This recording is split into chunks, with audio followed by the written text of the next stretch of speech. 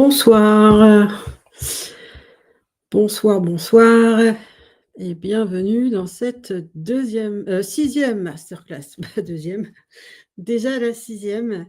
Le temps passe vite.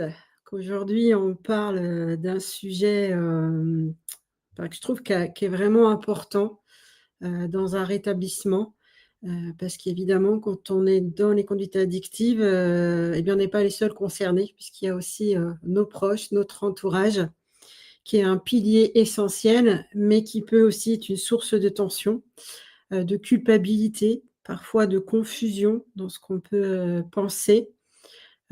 Aujourd'hui, on va explorer comment se situer, mieux comprendre les limites de chacun, et comment construire des repères relationnels qui vont, soutenir le changement. Parce que cette masterclass ne s'adresse pas qu'aux personnes concernées par des conduites addictives, mais aussi aux proches, à l'entourage et puis aux professionnels de santé. Donc on peut avoir différentes personnes qui participent. L'addiction, comme je le disais, ça concerne pas qu'une seule personne, elle touche les liens, ça les fragilise aussi, mais elle peut aussi être un levier puissant de reconstruction. C'est vrai quand on a, un entourage qui est positif, qui nous soutient, bah, ça favorise aussi, le de retrouver un équilibre. Donc le but aujourd'hui, c'est de comprendre les dynamiques relationnelles.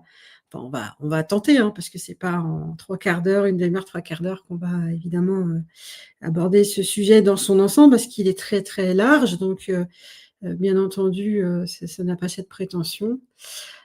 Comprendre les dynamiques relationnelles, apprendre à poser des repères protecteurs. L'idée, c'est de donner, hein, comme à chaque fois, des petits outils quand même. On guérit pas seul, mais pas n'importe comment non plus, quoi. C'est un peu le principe. Bienvenue à toutes les personnes qui se connectent. Bienvenue, bienvenue. S'il y a des personnes qui sont sur l'espace Teach Easy, vous pouvez rafraîchir votre page et cliquer sur regarder sur YouTube, si vous êtes sur l'espace Teach Easy. Hop, je vais me mettre en plus petit, voilà. Donc comme à chaque fois, je mets des objectifs pédagogiques, pardon, parce que le but, c'est bien dans ces masterclass, bon, d'avoir des côtés de partage expérientiel, mais aussi, bah, d'apprendre des choses pour avancer. Donc comprendre les dynamiques, relationnelles dans l'addiction, identifier le rôle que peuvent jouer les proches. Alors des rôles de soutien, mais il peut y avoir aussi de la compréhension, des pressions affectives. Reconnaître les limites naturelles de l'entourage. Ils ne peuvent pas tout, hein, c'est pas leur rôle. Ils peuvent pas, faire à notre place. Ils peuvent pas, non plus, engager certains changements pour nous. Différencier les soutiens, sains, le surinvestissement aussi qu'il peut y avoir parfois et la dépendance affective qui, a aussi un grand rôle, hein, dans tous ces mécanismes. On va aussi regarder, donc explorer les mécanismes de dépendance affective et du soutien et du besoin de lien. Comprendre comment, le manque de relation et l'insécurité intérieure ou la solitude influencent les comportements. Repérer aussi les fausses sécurités relationnelles, la peur du rejet, la recherche d'apaisement immédiat qu'on va chercher, bah, dans les consommations ou les comportements addictifs, pardon. Mettre en place des repères relationnels sains et protecteurs, donc on va commencer à donner quelques clés, évidemment. Ça remplacera jamais un suivi psychologique et un travail profond dessus, mais l'idée, c'est de vous donner quelques clés, quelques outils de réflexion aussi. Donc apprendre à poser des limites simples et respectueuses, repérer les relations qui nourrissent, heu, versus, celles qui épuisent. Il peut y avoir ça aussi dans les relations. Développer la boussole, relationnelle. On va voir là, c'est un petit schéma là, vous verrez qui peut-être vous parlera. L'idée, c'est de s'orienter vers ce qui respecte, nos besoins, aussi respecter son calme intérieur, et sa reconstruction. Parce qu'on sait que, les relations avec les autres peuvent nous mettre en danger comme elles peuvent nous sécuriser. C'est pas toujours, le cas. Renforcer aussi l'autonomie affective, donc savoir s'apaiser, se sécuriser et se recentrer. Bonsoir aux personnes qui arrivent. Bienvenue à tout le monde. Donc le but là de cet écran-là, c'est, le rôle et les limites des proches.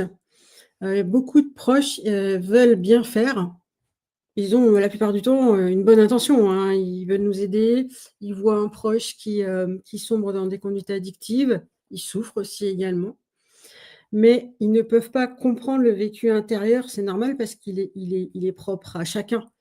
Je veux dire, nous, en tant que père aidant, patient expert, on peut, s'identifier, comprendre ce qu'une personne vit, mais en réalité, on ne peut pas le comprendre à 100 puisqu'on n'est pas dans la tête de l'autre. Vous voyez, je ne sais pas si vous comprenez ce que je vais vous expliquer par là. On ne peut pas vivre à la place de l'autre, c'est ça que je veux dire. Donc nos proches, ils peuvent nous entourer, soutenir, rassurer, mais ils ne peuvent pas porter la responsabilité du changement. Ils ne peuvent pas le faire à notre place. Donc l'objectif, c'est d'apprendre à s'appuyer sur l'entourage sans en dépendre. Ça, c'est pas évident, ces notions-là. Ce que les proches peuvent nous apporter, c'est ce qu'on a sur le côté gauche du schéma, là, enfin du petit tableau. Donc un soutien émotionnel, ça bien sûr, ils peuvent nous l'apporter, une stabilité, des encouragements, un regard extérieur aussi quand tout est un peu flou, hein, pour nous. Donc ça, c'est quelque chose aussi d'important. Et puis une aide concrète dans l'organisation, dans des repères aussi peut-être, des repères qu'on n'a plus trop. Et puis accompagnement. Accompagner, hein, par exemple à des rendez-vous. Il y a des moments aussi où c'est peut-être plus possible de faire ses courses, où c'est plus compliqué. Alors, qu'est-ce que j'ai fait là? Je m'étais mis un grand écran et je voyais plus rien, pardon. Moi, je sais que j'ai eu des moments un petit peu compliqués aussi où, j'ai pu avoir ma maman qui venait m'aider à aller faire des courses, des moments où c'était plus dur, hein. Il y a aussi ce côté-là que nos proches peuvent nous apporter. Et puis, à contrario, ils ont aussi leurs limites, hein, les proches, hein. Ils peuvent pas, comme je disais, comprendre totalement, ce qu'on vit. Donc il y a une incompréhension. Pourquoi tu contrôles pas? Pourquoi tu fais pas d'efforts? On peut entendre parfois ce genre de phrases. Ils ont aussi des peurs, des angoisses, un épuisement aussi, hein. Ils ont une charge mentale importante. Donc ça, c'est leur limite aussi à eux. Ils peuvent aussi être dans l'hyper-contrôle, à surveiller, à vérifier, à mettre en doute aussi, hein. Moi, je vois parfois des personnes qui s'expriment sur le groupe Facebook, d'entraide que j'administre, des proches qui disent, qu'ils ont plus confiance, hein, qu'ils pensent que la personne consomme encore. Et puis de l'autre côté, quelqu'un qui est dans une conduite addictive qui dit: «Bah, ouais, elle ne me croit pas, elle croit que j'ai consommé alors que c'est pas vrai».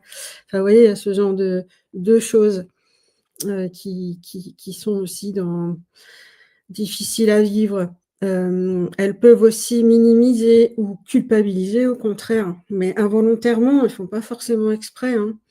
Et puis ils ont une surcharge émotionnelle aussi parce que c'est difficile de voir quelqu'un qu'on aime, sombrer, se faire du mal en consommant ou en ayant une conduite addictive. Par exemple, je pense aux jeux, hein, quand vous avez un couple avec, quelqu'un qui joue excessivement et qui dépense tout l'argent du ménage, ça peut aussi, entraîner des conflits, très importants, hein. Donc les proches, ils peuvent aider, mais ils ne peuvent pas porter à notre place. Et puis, s'ils font aussi des ultimatums, ça ne va pas forcément non plus, fonctionner et aider à se rétablir. Enfin, c'est vraiment, pas simple, hein, les relations, hein. Et puis les proches, ce ne sont pas, des thérapeutes.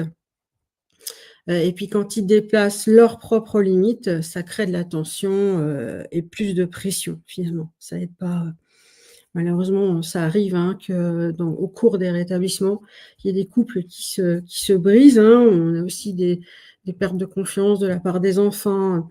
Alors ça peut se rétablir bien sûr avec le temps, hein, mais c'est vraiment pas quelque chose de facile. Bonsoir aux personnes qui arrivent, hein, et n'hésitez pas à vous exprimer dans le chat comme d'habitude. Je me répète tout le temps, désolée, hein, j'ai un peu donc ce qui complique le lien, c'est la dépendance affective. Dans la précédente masterclass, je vous en parlais, hein, du fait que, on est dépendant, on est dépendant à la figure maternelle, parce que tout le monde n'est pas élevé, par sa maman, hein, ça peut être une autre figure maternelle, mais on est dépendant finalement à quelqu'un, des bébés, hein. Si on n'a pas, un adulte qui nous donne à manger, qui nous change, qui nous élève, on peut pas vivre seul. Donc on commence par la dépendance affective. Il y a aussi dans l'enfance, si on n'est pas sécure, si on ne se sent pas en sécurité, on peut développer ensuite des troubles. Et la dépendance affective, c'est quelque chose qui arrive souvent aussi dans les conduites addictives, parce qu'on a des émotions très, très fortes, très exacerbées. On a une estime de soi aussi qui est très faible, hein, très, très faible. On se rend compte quand on commence à se rétablir que c'est difficile de retrouver un peu d'estime de soi. Et du coup, le lien à l'autre peut devenir une béquille. Et du coup, on compte beaucoup, beaucoup, beaucoup sur l'autre, sauf qu'il peut pas faire à notre place. Et c'est pareil pour le proche qui va chercher à combler peut-être, par exemple, je prends un exemple de quelqu'un qui consomme excessivement et qui se réveille pas le matin, il va, essayer de pallier en appelant l'employeur à la place, vous voyez? Des choses comme ça, ou éviter que les proches viennent certains soirs parce que la personne a trop consommé, enfin voilà. En tout cas, on va chercher à combler un vide, à se rassurer, à éviter la solitude par ce lien, affectif, et cela crée souvent des relations déséquilibrées. Alors l'idée, c'est pas de culpabiliser, mais de comprendre ce qui se joue, pour retrouver une base plus stable. Parce que quand je parle de rétablissement, j'en parle souvent, c'est vraiment retrouver un équilibre, et ça concerne aussi, les relations. Parce que l'addiction déséquilibre tout. Donc les signes d'une dépendance affective, ça peut être, hein, il y en a d'autres, hein, on a peur de déplaire à l'autre, mais de façon, disproportionnée. On a du mal à dire non, on recherche en permanence la validation de l'autre. On va tolérer, des relations toxiques qu'on ne devrait pas, tolérer, enfin, du coup, des relations qui nous font du mal. Je vais vous présenter un petit peu plus loin le violentomètre pour ceux qui ne connaissent pas, ça donne des petits repères.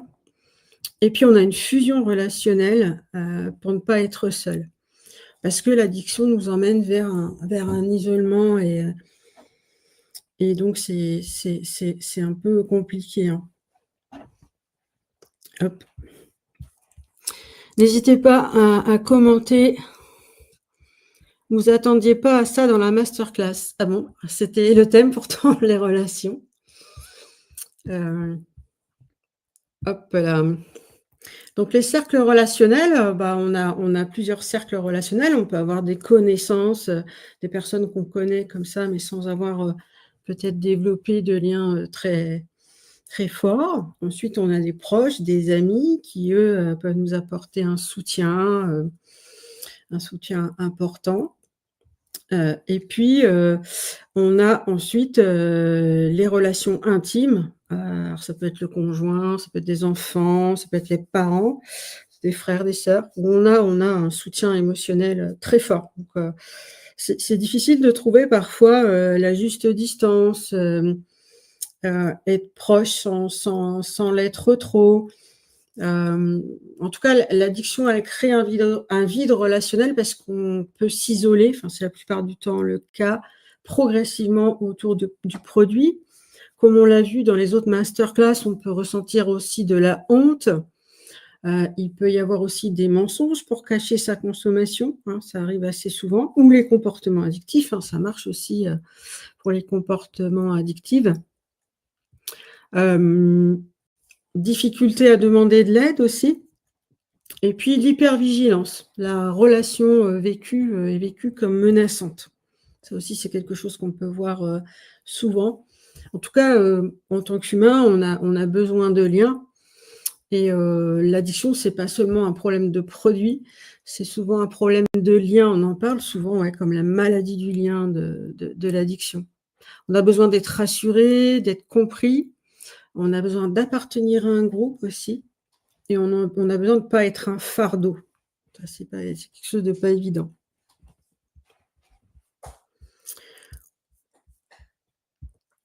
Hop.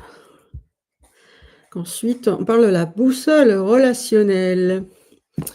Cette masterclass, c'est dans le cas où les proches sont au courant, sinon comment faire? Alors en fait, cette masterclass, elle est généraliste, hein. Elle ne va pas reprendre seulement une situation.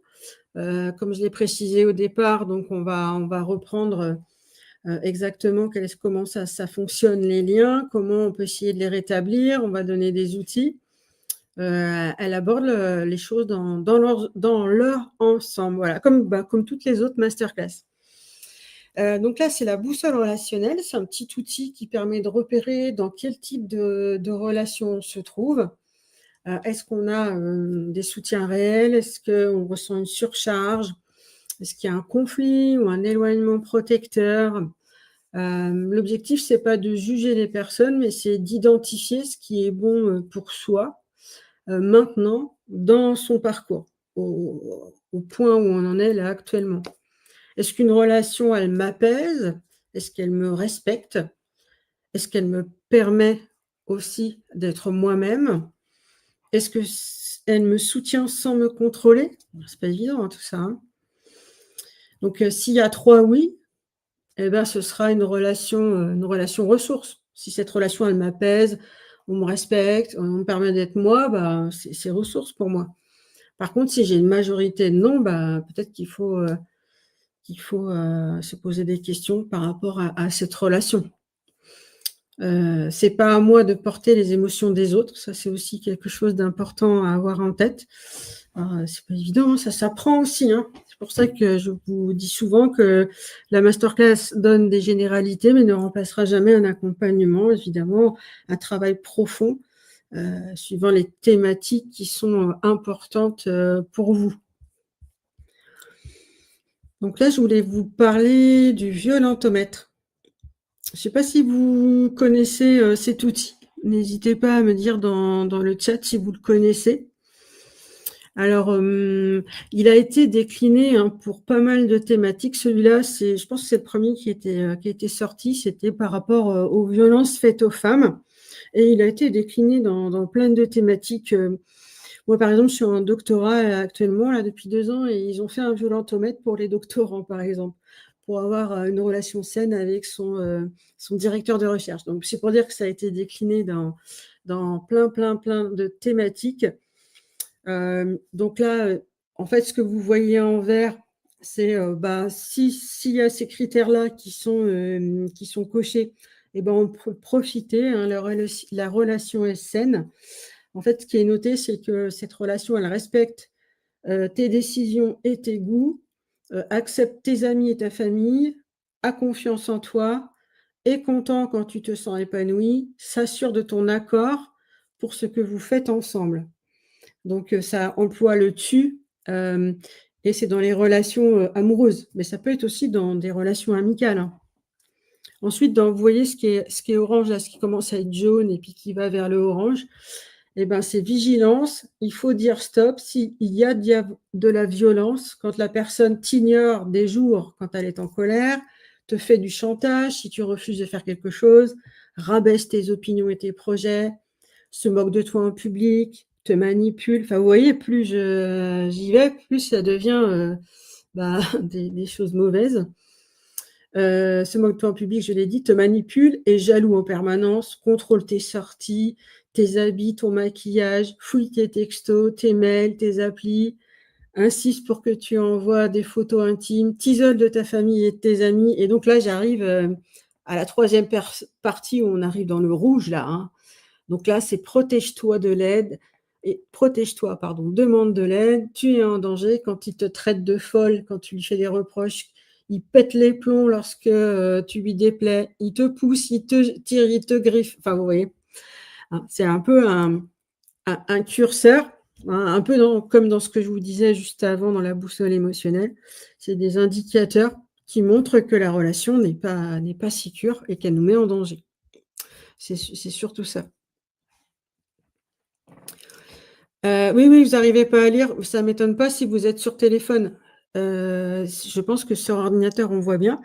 En tout cas, vous aurez comme d'habitude le support de présentation à la fin de la masterclass, hein, comme d'habitude, que vous pourrez télécharger et puis vous pourrez agrandir à votre guise pour le regarder. Donc là, on aborde un petit peu les 3 grands besoins relationnels. Pour qu'une relation soit soutenante, elle doit reposer sur la sécurité, la clarté dans la relation, que les choses soient claires, et la réciprocité. Parce que parfois, enfin assez souvent, les relations sont très déséquilibrées.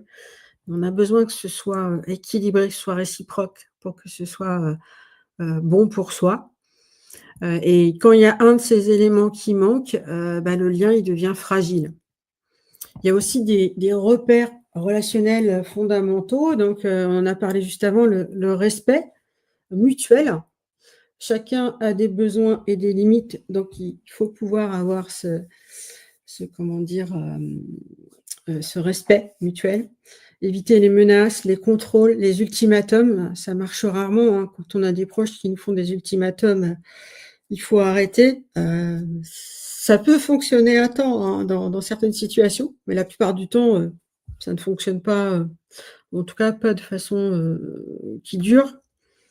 Avoir une communication aussi, honnête, sans se mettre en danger. Dire ce qu'on ressent en employant le «je» pour éviter de confronter, l'autre personne. Éviter l'agressivité et la justification permanente, parce que parfois dans des relations, on nous met tellement, dans un manque de confiance, qu'on se sent obligé de tout le temps se justifier et c'est pas bon, quoi. C'est pas bon pour nous ni pour l'autre. Et puis apprendre à différencier, alors c'est pareil, c'est tout un travail, hein, les faits, qu'est-ce qui est factuel, quels sont mes besoins et quelles sont mes émotions. Ça, les émotions, on a déjà parlé, hein, c'est un vaste sujet, hein.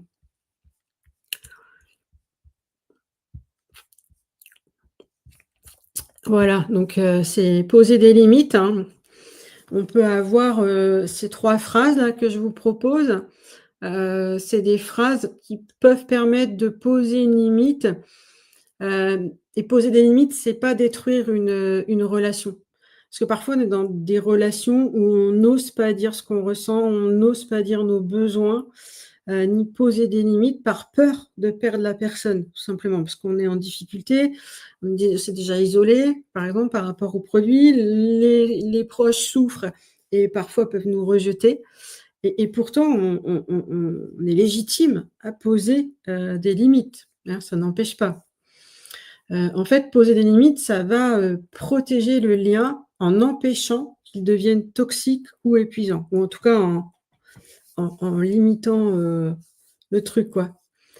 Alors les limites protectrices, ça va être de ne pas accepter l'inacceptable. Ça malheureusement, j'ai pu le lire aussi plusieurs fois dans les groupes que je gère ou sur le forum Addicted, de personnes qui consomment excessivement et qui sont victimes de violences. Alors, par épuisement peut-être du proche ou d'autres raisons, hein, parce qu'on n'est pas dans les dynamiques familiales, on ne sait pas ce qui se passe. En tout cas, ce n'est jamais acceptable.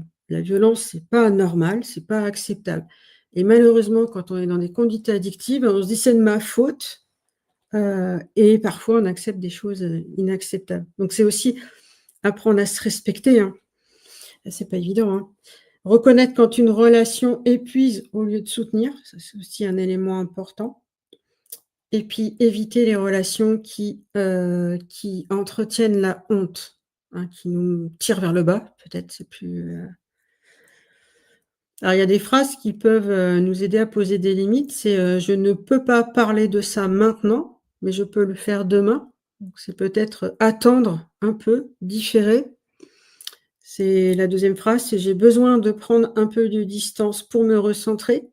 Ça aussi, c'est important d'arriver à au moins à se le dire à soi-même, hein, et puis peut-être après de réussir à le dire à l'autre. On peut dire aussi: «J'entends ce que tu ressens», donc on emploie le «je», c'est moi, «J'entends ce que tu ressens, mais je ne peux pas porter ça pour toi». Voilà, c'est des genres de phrases, qui peuvent aider à se protéger. Un grand travail, ouais, de se faire respecter, ouais, ouais, c'est du boulot. Ouais, le violentomètre, ouais et les 3 grands besoins relationnels, ouais, c'est vraiment des outils, intéressants, mais comme je dis, hein, faut le travailler avec des professionnels, hein. C'est vraiment, là, je donne des grandes lignes, des outils, des repères, mais bien sûr, ça ne remplacera pas un travail profond avec des professionnels, comme je vous le dis à, à chaque fois.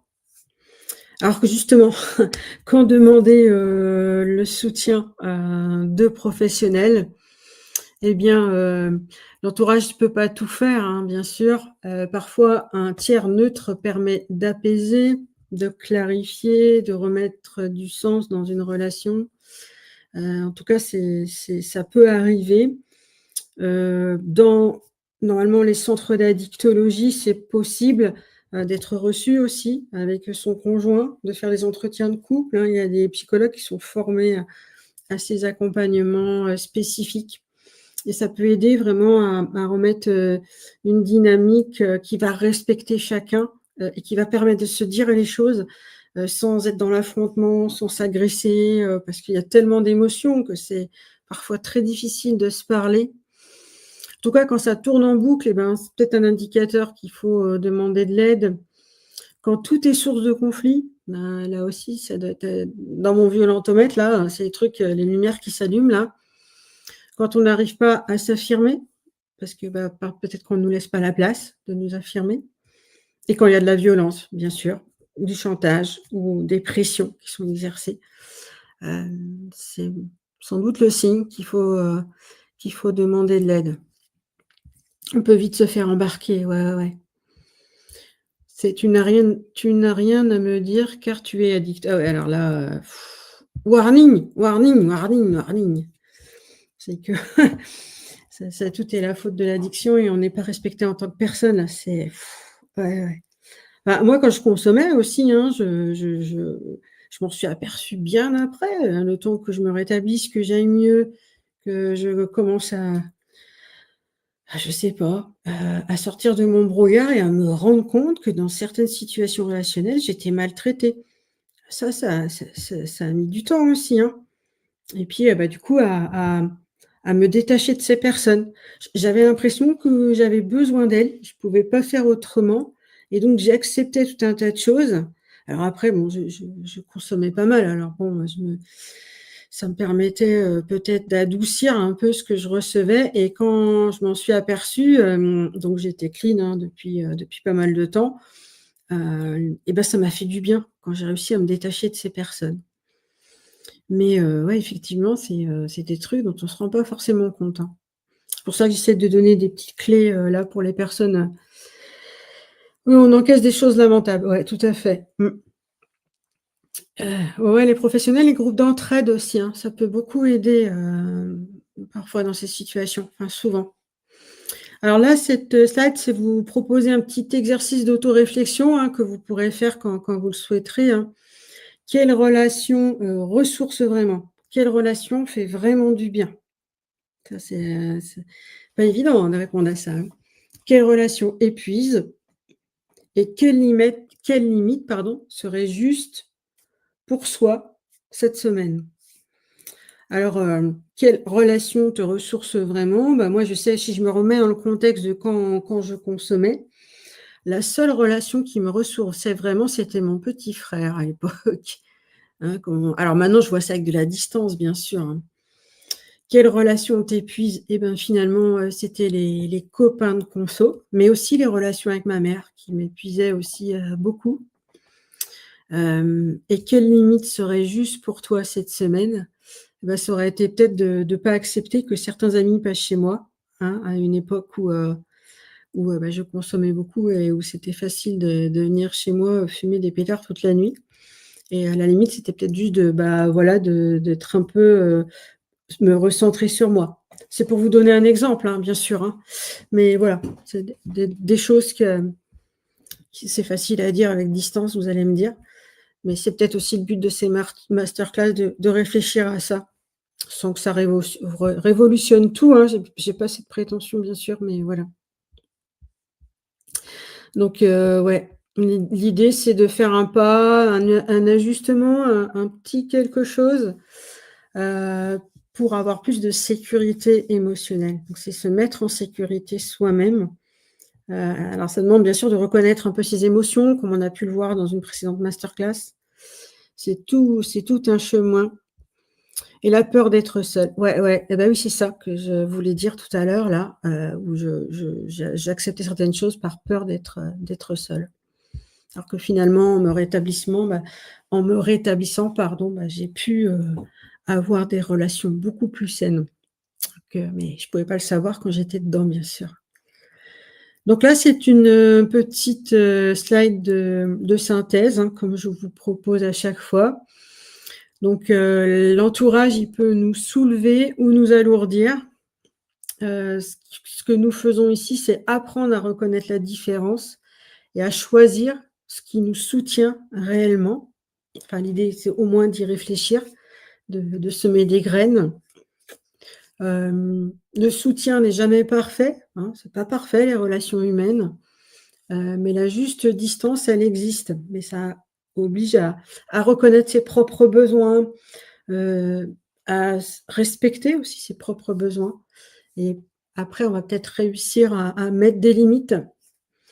Le changement, il commence par un repère simple, ce qui me fait du bien, bah, ça doit être un guide, quoi.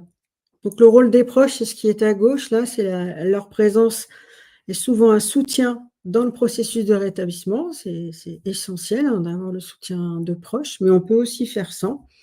On peut trouver, des personnes qui nous soutiennent en dehors de nos proches, parce que parfois c'est défaillant, donc ça va pas nous aider. À droite, on a la dépendance affective, avec un besoin de lien qui peut parfois conduire à des relations déséquilibrées. Alors c'est encore pire. Donc l'idée, en bas, c'est de fixer, des repères relationnels qui vont permettre de poser des limites claires et de favoriser des relations saines. Prendre soin de ses relations, c'est prendre soin aussi de soi-même, hein, et puis de sa liberté aussi. Alors je dis pas que c'est facile, hein, mais voilà. Ça apporte de la réflexion. Ah bah, je souhaite, ouais, que ce soit le cas en tout cas. Voilà, je vous ai présenté, tout ce que je voulais vous proposer aujourd'hui comme, réflexion, comme repères, comme, petits outils, voilà. En tout cas, merci pour votre présence, hein, toujours au bout de cette 6e masterclass, hein, de participer, de commenter un petit peu dans le chat aussi. Comme d'habitude, vous allez retrouver donc ce support de présentation, surtout pour les personnes qui sont sur téléphone, hein, comme ça vous pouvez le télécharger et puis l'agrandir pour mieux voir, mieux voir, les slides. Dans votre espace Teach Easy, vous pouvez comme à chaque leçon, vous avez un support de présentation que vous pouvez télécharger.